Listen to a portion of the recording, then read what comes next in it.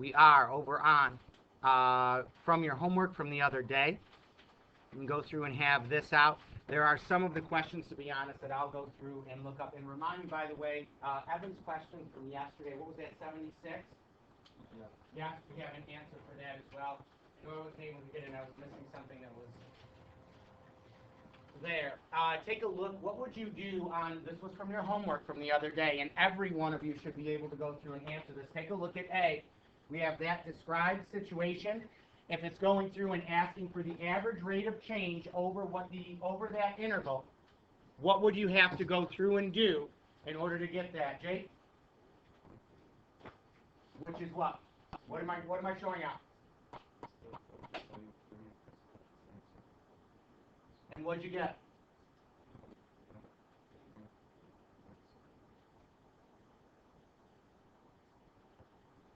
Okay. Now, there's more than one way that you could go about doing it. Those were equivalent to each other. This is what, so this right now is what he gave. Answer with the units on it got you one of the points. Please understand, by no means am I expecting to get all the points on all of these questions, but at a minimum, your target is 4 to 5 on every single one of them. Next one up is the B question. Looking at what's on the B question, you need to find the value of the derivative at 15, give units and say what it means. This right now, I'll say this. Go in, you plug in your calculators right now, every one of you. Type in what you would go through and compute in order to answer out the B part of this. Every one of you. Do that out right now. Let's go.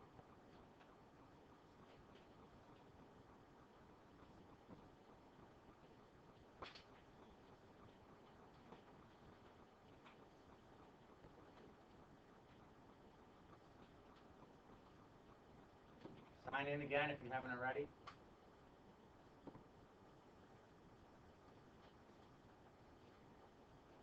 I look at this. This is exactly what should be on all of your papers. You go through. You can even type this in, the derivative of it. All I need to see is A prime at 15, and your answer would be that. Now, the best part of this that most of you are going to screw up is what it means. So what does this mean? And this is the part where you should not be passing the exam, not the judge. You should not be passing the exam if you can't explain what this means, because it means you may understand the computation, but you don't understand why the heck you're going through and doing the computation. What do you want to say? What does the A prime of 15 mean?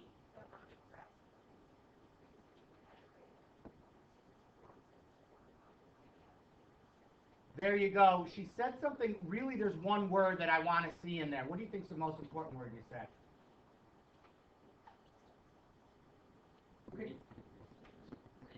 Rate, yeah, and the decreasing rate is a product of it, but when you see interpret the derivative, that's what that means. Here's Dr. Calculus' answer, that's what it comes out to be. Last clippings are decomposing at that rate, it's decreasing at that rate, yeah. Do you have to write out the sentence to get full sentence? Yes. Full sentence needs to be there. Sentences, just so you know, have capital letters, and B-C is a fraction, not a word, just so we're all the way. Decreasing? The rate of what's happening with them. See, you don't know, and neither do I, based on what you said. So I'm not, you can put in whatever you want to. It needs to be more descriptive than that. Okay? Some level of interpretation needs to be there. I don't know, because I've never gone to do the actual grading in and of itself. I would make the argument that I do not believe that that is a sufficient interpretation. I want you to see that it's a rate and it's decreasing. Yeah. You want to go through and say that it is, in context of the question, the volume of it or the rate of it is whatever it ends up being. Now, take a look at the next one for C. I'm actually going to table C because we were trying to figure it out before. I don't know how it got it. I can come back to it. That's fine. Take a look at D. D was one that was a little bit awkward, but it's not going to be awkward if you don't give up on it. There's a lot that happens in D, but it's actually kind of, dare we say it, easy to do. Looking at what's there, it says, for times greater than 30, it says that the linear approximation starts to take over, and it's a better model. So every time after 30, you're not using the original, you're using a local linear approximation. For the clippings in the bin, use L of T, which is the name of it, to predict the time when there will be a half a pound of grass clippings remaining in the bin. Now, it's asking you really to do a couple of things here. And I'm not even going to show you what the work is because that's how easy this should be for us. First thing that I go through and say is, we need to understand that we're finding a local linear approximation here. So the first thing up is you need a local linear approximation, some function L of T, which is going to be our linear approx. Now, how do you figure out, we'll say this, when you see linear approximation, what's the first thing that should be going on your paper? It's not going to get you credit, but if you want to be successful, it's going to be the first thing you put down. I've got 3 people. Really? Really, Kanji? Not that necessarily, but close. No, not yet. Here's my formula. Y minus y1 is equal to m, which is your slope, x minus x1. In order to use this, you need 2 things. What 2 components do we need to use in order to get this out? Steve? We need a point and a slope. Which one do you want to work towards, Steve? The point or the slope? Okay? How are you going to find the point?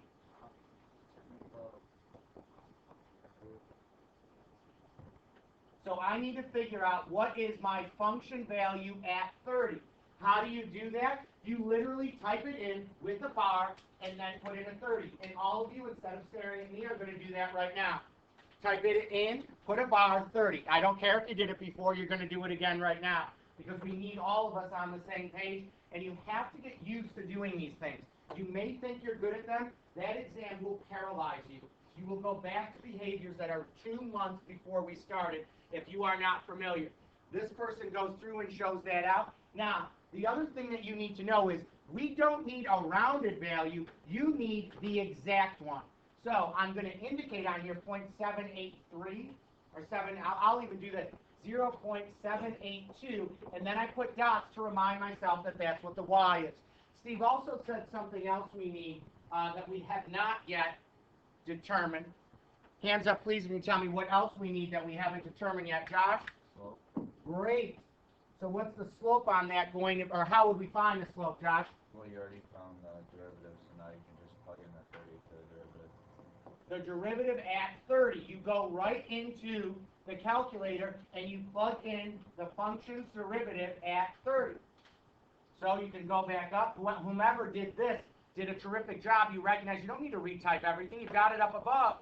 Some of these, by the way, call on other parts. Understand that if you got B wrong and you need to use the answer for B to get C, it will, and you do C right with B's wrong number, they'll give you the credit, just so you know.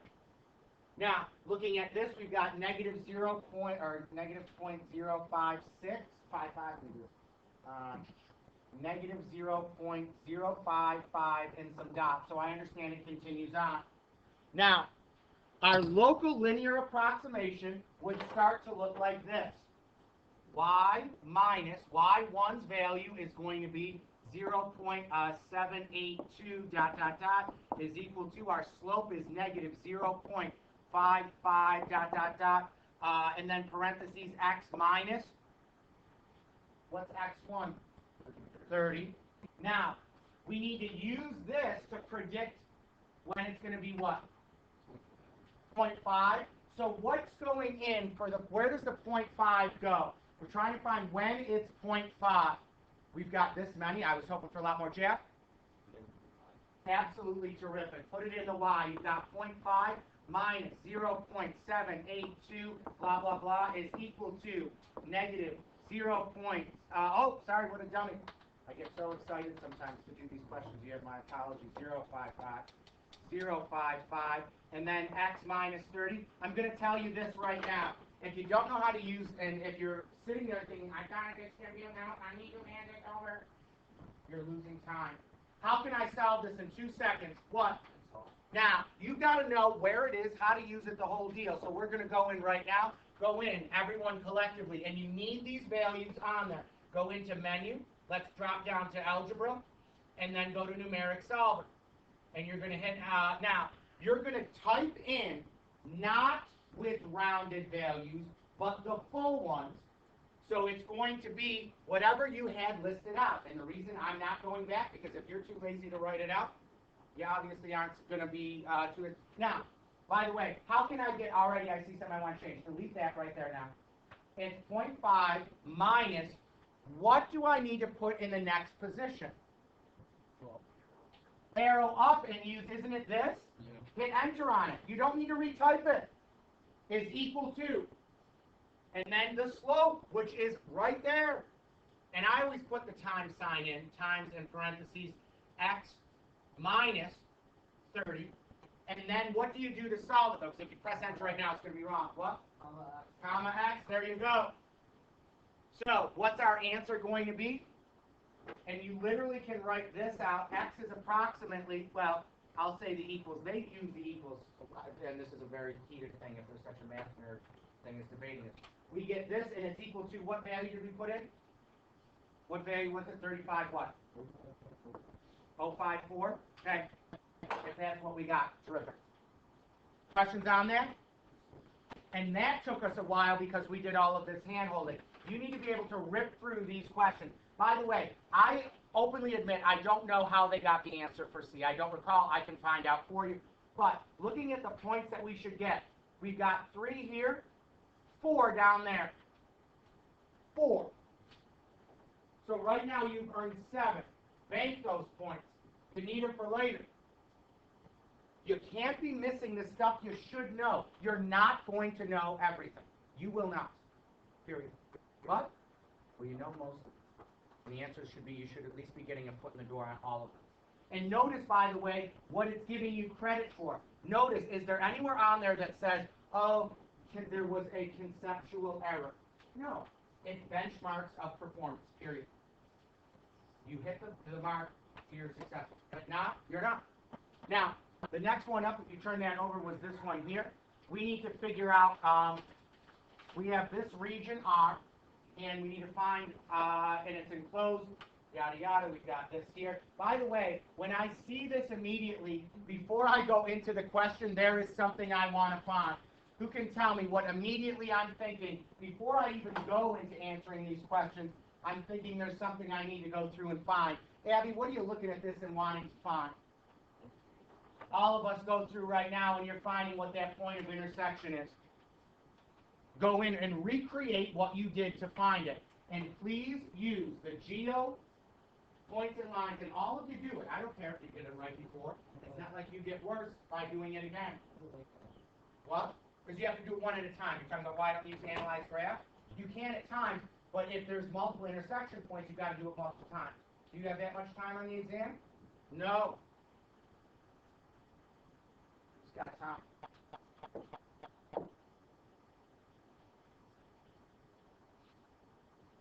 And by the way, another thing that I like to do when I'm doing mine is I always zoom to make some. I do a zoom box. I know that I'm very judgmental against zoom box. Zoom stupid. Well, zoom box isn't zoom stupid. The zoom stupids are like zoom fit, zoom stat, garbage like that. Now, all of a sudden I look at this and go, oh. I'm already irritated because why? Can't we see the graph? No, there's 2 of them there. What? What? Not enough numbers. So go in right now, change your float, make it float 5. That'll probably get me 3 or 4 spots. And again, you are not, go down to float 5 or float 6 now. Go and hit OK, and it's going to go through and retabulate those values. Doesn't it? It is 2.3 right on the button then. Okay. So it's, and what is the value then? It's 2.3 comma what? 4. Okay. And then this one was what? 0.4? Now, looking at this, we need to find the volume of the solid generated when this region is rotated about the horizontal line, which means it's flat. Y is equal to -2, which would be a line that shows up way down here. So, is this a washer or a disc? Let's start off with that. Washer, you know that because it would be hollowed out. The next thing you need to ask yourself is this a dy or dx? Dx, don't, if it were up to me, I'd see a dy, anticipate a dy coming soon. But I'm going to take this, it's going to rotate around, so you've got this region that's rotating like this. Now, how do we figure that out? You take the radius of the outside in the pi r squared minus the radius of the inside. And I personally get irritated at times because the answer key does it. They always pull the pi out and it confuses some of you. How do I go from here to here? Hands up, please, if you can tell me. How do I construct that radius from the axis that we're rotating around up to my top or my outside ring? Sam? What's that? It's going to be 4 minus negative 2, which is going to end up being just a 6 if you want to go that far. You don't need to. Next one up is to figure out this length from here to here. How can I figure out what that length is going to be? How can I figure out what that length is going to be? Let's wake up. You tell me. We just heard from Cam. Hannah 2, how would you figure it out? Why is it plus 2? Minus the negative, yep, so this would be plus 2. That's my second radius. This I'm going to label as my capital R because it's the outside one. Now, you all right now, collectively, are going to go and you type this exactly as it's going to look. By the way, you're going to write out the integral. You're going to write out the integral right now. You're going to write out the integral right now.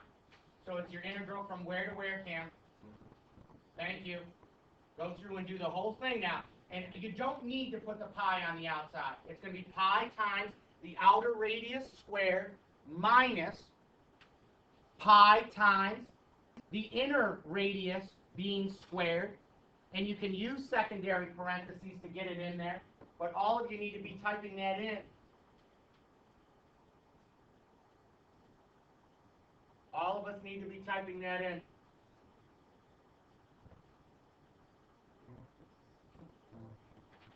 Let's go. No Molly today. Hannah, huh? I don't even care about being successful, do you? What are you supposed to do with this? Oh, sorry, Hannah 1. Hannah 2 is pulling her weight today. Hannah 1 is an anchor for us. Some of us are trying to fly like eagles, but we can't. Max, does the second function, if it's 2 plus the function need to be in parentheses, or does it matter? It doesn't matter. I always, because again, I'm trying to make it so it's automatic. Minus the negative, you don't need to even, the calculator can handle it. Now, whomever this is, look at, I'm going to take Sam's right now. I've got pi times the radius minus pi times everything he's got. Oh, wait a minute. Why'd you do a 2.3 in there? That's where it is.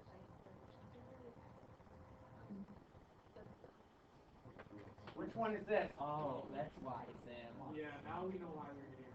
Oh, sloppy Sam is right. I never thought I'd say this. I'm going to go to Josh. Hey, Josh. Josh, press enter. Now,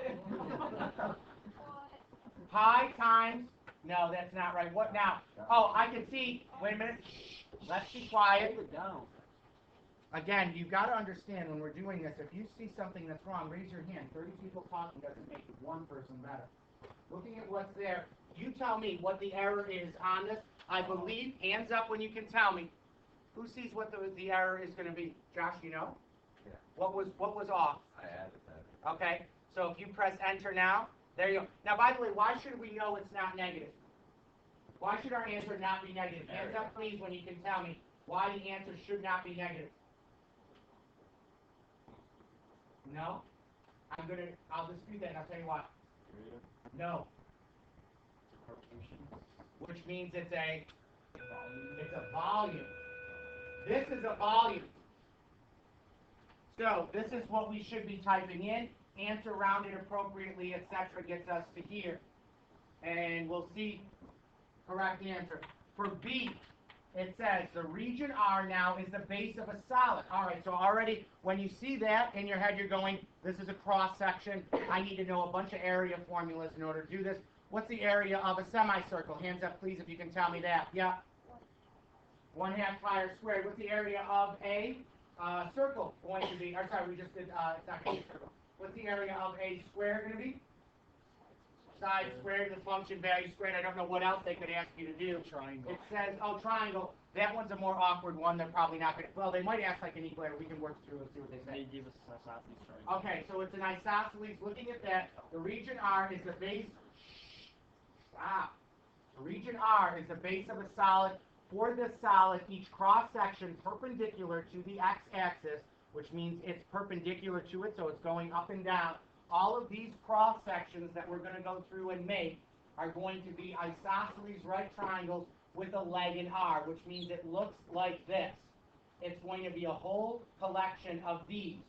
Now, we need to go through and not just write the expression, but determine what the expression itself is going to look like. We need to first go through and state what our bounds are going to be. What are the bounds on this going to be? Yes? 0 to 2.3. What do we have to get in order to get, what is the formula for the area of these so we can collect the area to get the volume? Yeah, see? 1/2 base times height. What is your base's value going to be then, Steve? And he said it correctly. Your upper minus your lower. So it's your upper function in this case, Steve, was what? 4 minus whatever is it f of x? Yeah. So 4 minus whatever f of x is. Now, so you go through and do that up. Now, it would be, when we typed in, by the way, it's 1/2, so I'm not going to show you just yet. On your paper, you're writing this out. It's the integral from 0 to 2.3 of 1/2 times our base, which Steve told us would be 4 minus whatever that f of x is, times the height. So wait a minute.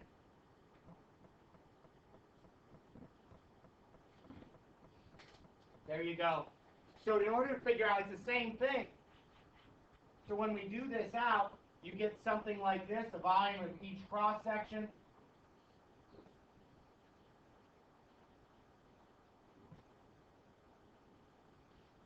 All of us right now are going to type this in, so you get used to, you're not typing it in with the f of x there, you're typing in parentheses, the whole deal. All of you, not some of you, not whoever's choosing to, we're all going to be typing this in exactly as it looks.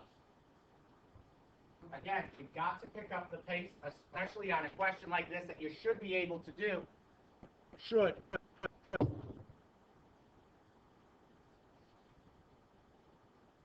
Let's pull some calculators and let's see if we got it right.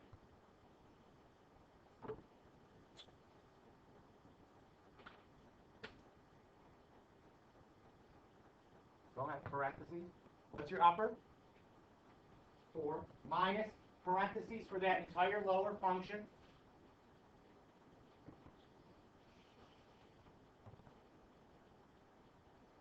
We may have an error if we don't put the, now there's something already wrong about this. Who sees what they want to modify? Not squared. You just got to square it, so go back. Nope, be careful. There. Hit enter.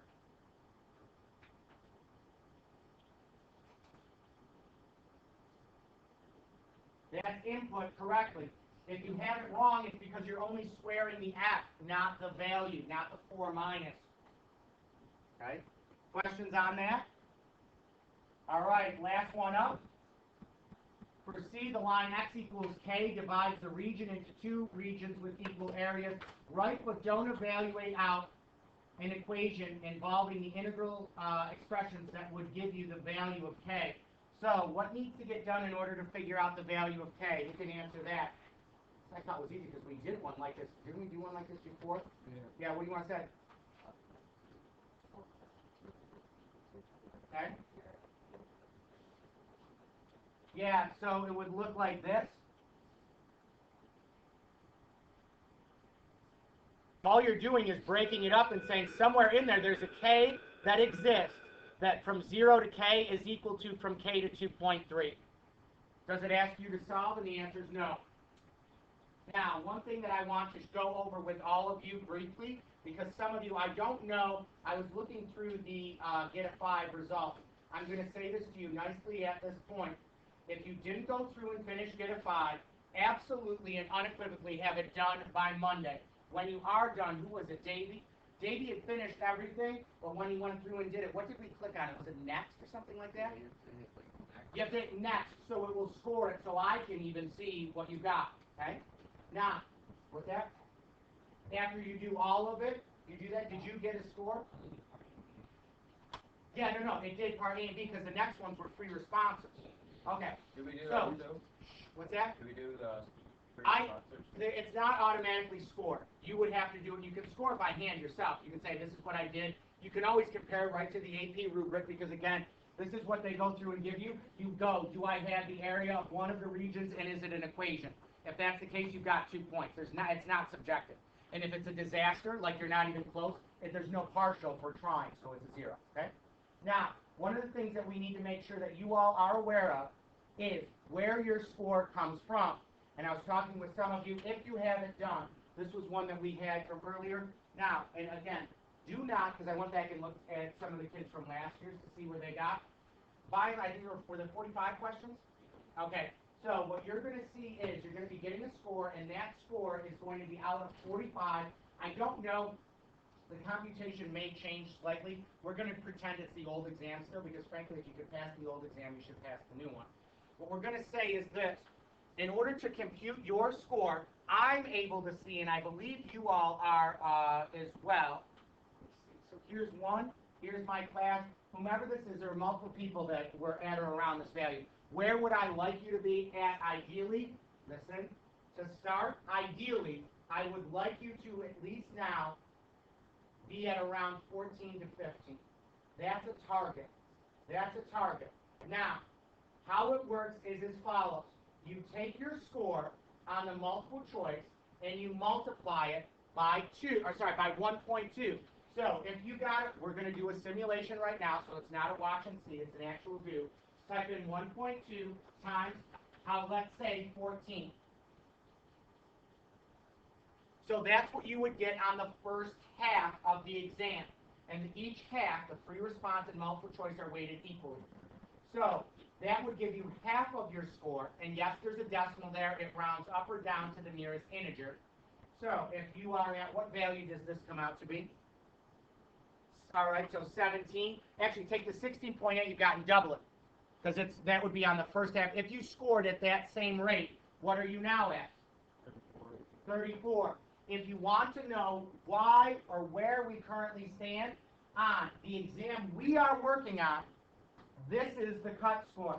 This, I also believe, is low. As I recall, the cut scores normally are in the low 40s, not at 40, which means it's not 40.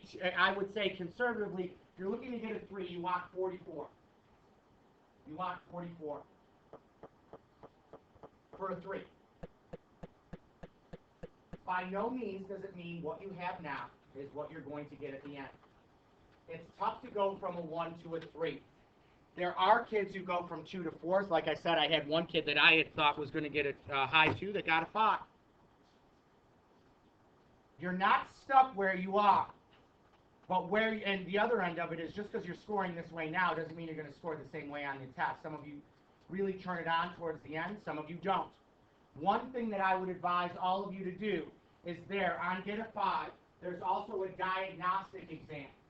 And what the diagnostic exam does is it tells you what you missed, and your job then is to go through, and it gives you essentially free tutoring. There are little videos saying, this is why we do this to get this answer, this type of question fits this, now here's 3 or 4 more, practice further. It's about what you want to get out of it, because again, it's not to judge in any way.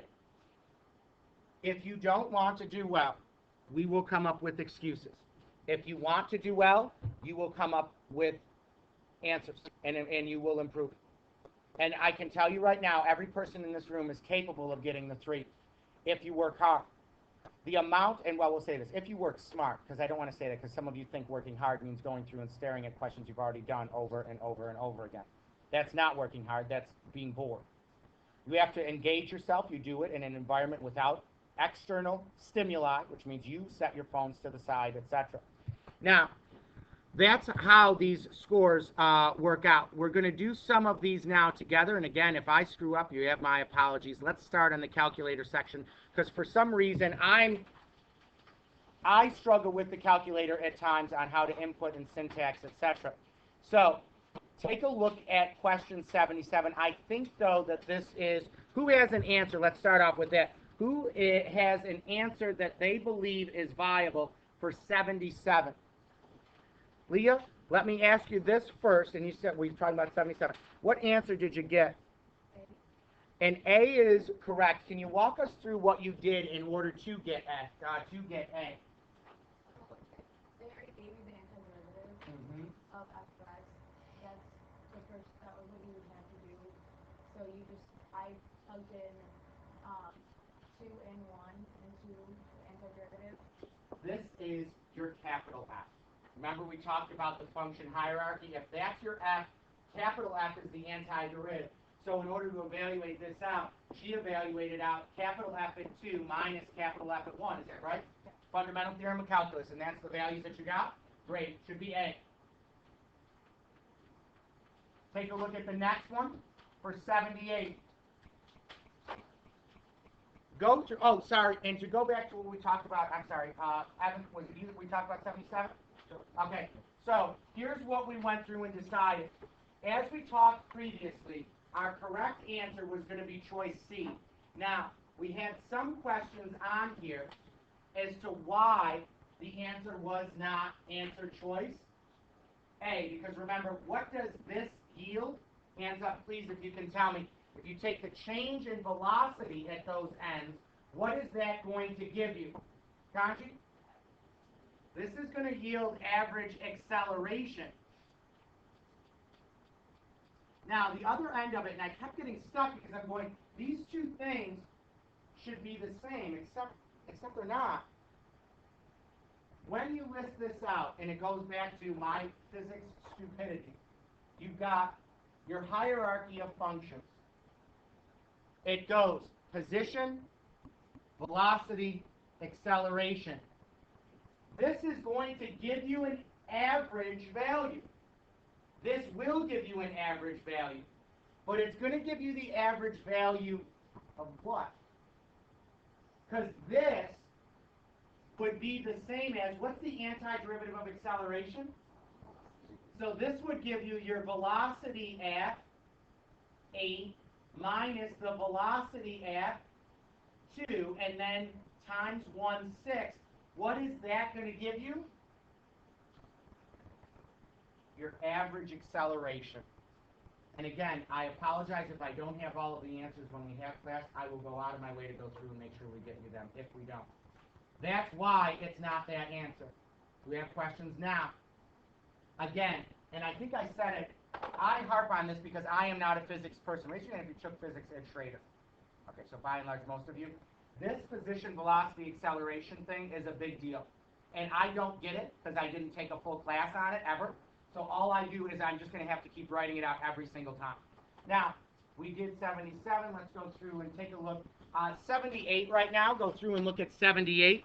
Read what's there. It says the function is differentiable and increasing. Function f is for all numbers, and the graph of f has 1 point of inflection of the following, which could be the graph of f prime, the derivative of f. Now, when I see point of inflection, what does that mean? What does that mean? Yes. Yes. Point of inflection has to do with the second derivative. Now, looking at what we have here, which function, which of these would be the graph of the derivative? So, and you said, what did you say? I'm sorry. We know then that f prime has to change signs, doesn't it? Yeah. I think so. No, f prime has to be equal to 0. That's double prime. Would we change the sign? Double prime has to be equal to 0. Hang on, please. Mike, what? That double prime has to be equal to 0. So then f prime is going to have a slope of 0 at one point. Okay, so you're saying that this graph has to have a slope of 0 then at one point. Now, looking at what's there, hands up please if you can tell me, which of these would be the graph that satisfies these conditions? Take a look at what you've got. Which one do you feel satisfies these conditions? Noah? The correct answer is A. Okay? Why did you pick A, Noah? What does this have in it that makes it so you believe it is A? Well, it's positive the entire time. Positive the entire time, which is correct. Keep going. It only has 1 point, so it changes signs. It's only got one spot where it changes signs. There you go. Questions on that? Yes.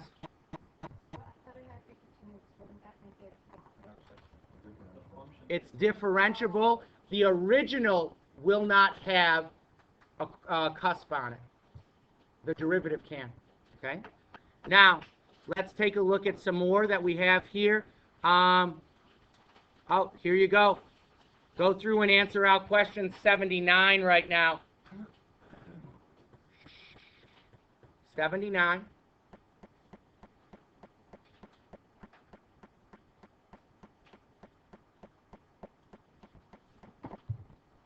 When you see 79, I hope it's easy. Get going. You have an answer, Cam? Okay.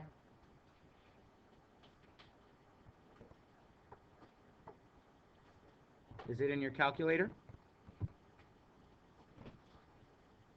Go find it.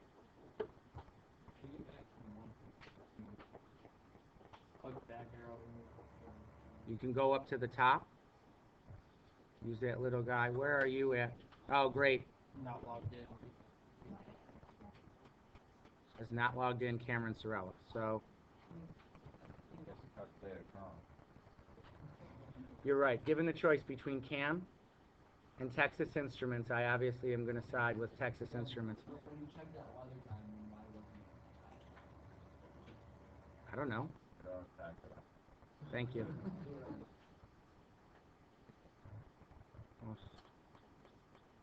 Thank you. Is this right? Is that correct? Yes or no? Thank you. Pi times the radius squared. Put the pi on the outside. Radius is in there. Why don't you do, why is it a washer? Because it wouldn't be hollow. If you went through and graphed that out, there's nothing that it's rotating around the x-axis, right? Yeah, it's not such a x-axis. It doesn't matter. What you're saying is, who's got the graph? I thought I saw someone with the I'm graph. on the graph right now. Here's someone. Oh, which one are you, John? You're looking at the graph? Yeah, I'm down more. And on the top right. Okay. So John's question right now is, why is this a disk question and not a washer one? So if I'm doing all right. So I'm looking at this from 0 to 5, right? So you have this. Looking at what you're constructing. Looking at what you're constructing on here. Here's the graph. You're collecting this from 0 to 5, which would be this region, 1, 2, 3, 4, 5. This from here to here. And you're rotating it around the x-axis, right? Does this have anything in it to hollow it out? No. Nope. So you would take this and rotate it around. Okay? Let's look at the next question. For 80, the table shows the function. It's twice differentiable, yada, yada. Which of the following could be the derivative at 3? Hands up, please, if you can tell me which of those could be the derivative at 3. We'll give you a minute. Take a look at 80. Which of those could be what your derivative at 3 is?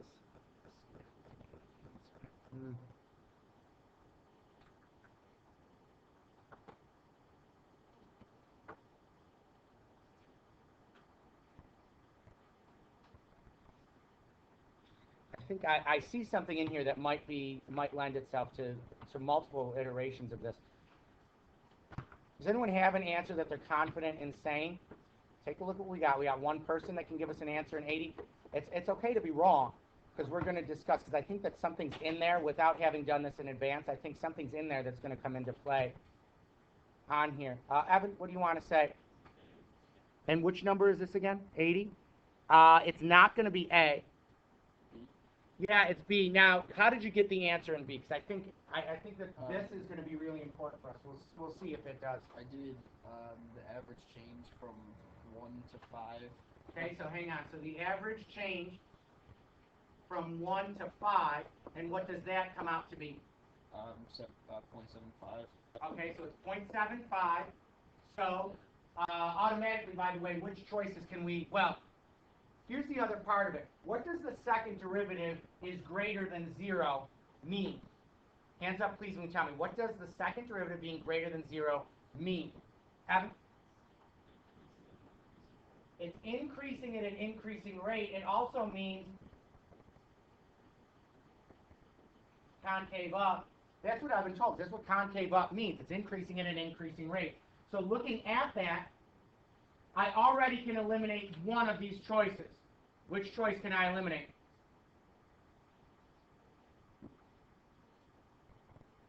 I'd say it can't be A. Now, in order to answer this, though, what did you do to get your answer? What else did you do? 5.4 minus 2.4 over 5 minus 1. Yeah, that got you the average rate for that. How'd you know it was going to be B then? Was it just because you rounded? No, I just figured Oh. that Who was... can tell me the second derivative's got to be greater than 0? Here's something that you've got to keep in mind. Yeah, do you know what this would be? Yeah. I cannot tell you the yeah, though, since the derivative keeps increasing, like at 4 it's gonna be lower than I'm going to go into this right now. Find the rate of change from here to here, and then find the rate of change from there to there. Go through and find both of those right now. Find what the first one is going to be, and then find the second. So I think that's going to be key to unlocking what this actually ends up being. Go in right now. What is the first one going to be? 0.6. What's it going to be in the second one? 0.9. So, what would the derivative have to be? We created an upper bound and a lower bound for the derivative, because it has to be increasing at an increasing rate there. So what's the average rate of change? 0.6.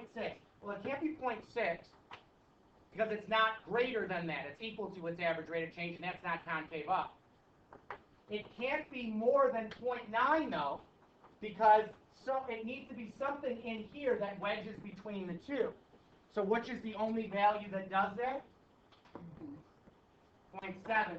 That's why I said I didn't do this in advance, and I try not to do them in advance because, frankly, I like our discussions more. I know what all of the answers come out to be. There's more than one way that you could arrive at these, but the conversations that we have, I get nervous that if I start telling you it, you shut down. Sam, did you go grab those sheets? Go grab them, please. Look at what's there. Take a look right now and do on question 81.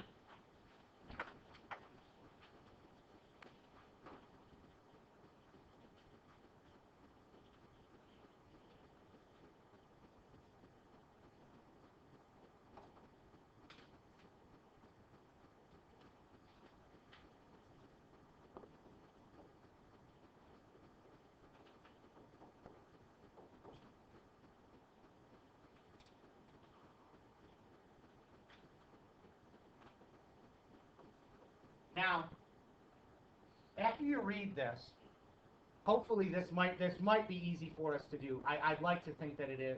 Does anyone have an answer as to what they would say for 81 and how we would go about getting there? Noah, what do you have for 81 as your answer? No, not going to be B.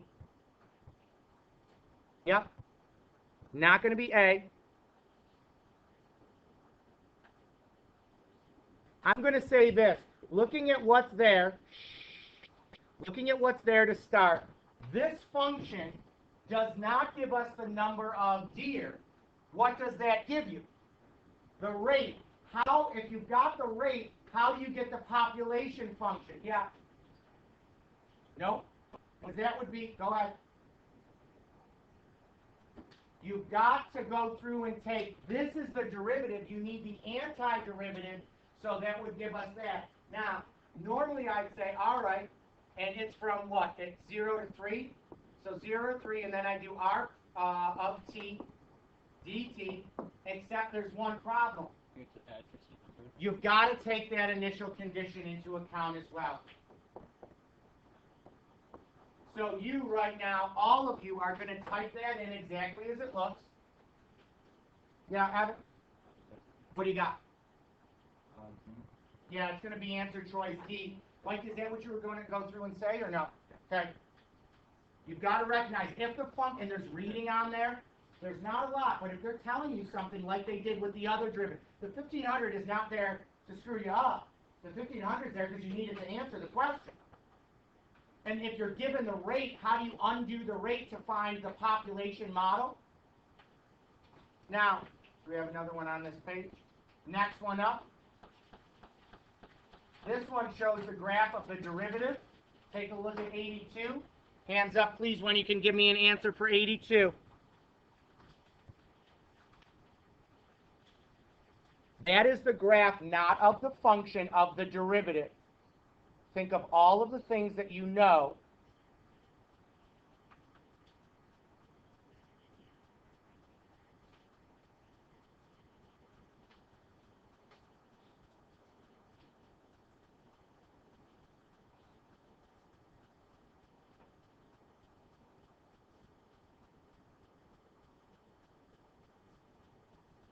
What can we do, loves, to answer out 82? Who's got an answer in 82? Pardon. We got 2 people, 3. Take a look at what's there and understand. I'm going to ask you why. Stan, which answer are you going to say? Why is it A? How do you know that there's what's on this graph that indicates that there is one minimum?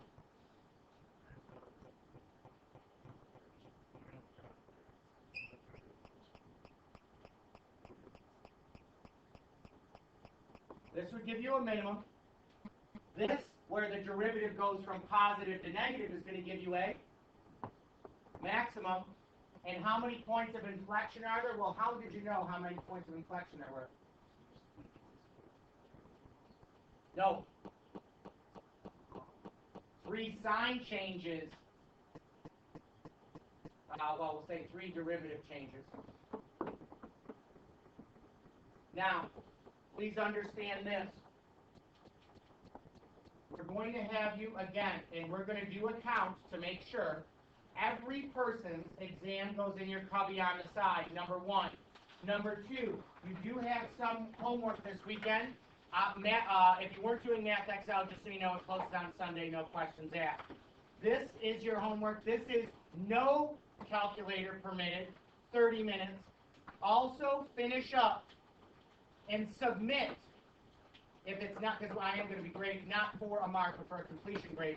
Finish your practice, part 1, on, get a 5. I'd also advise all of you to take the diagnostic test.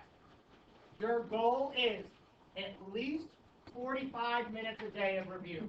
You need it if you expect to be successful. Grab that on the side. Be ready for a quiz on one of those 2 questions. That's going to be 9 minutes you will have when you come in to do it. And it better be a work of art. Which ones did we have that I have to look up? Were there any questions I didn't get to today? The C. The C from question 1 from the other day? We were literally putting the same thing. No, because it's something else. It might be if you graph it where it crosses 0 or something. I'll have to go through and find out.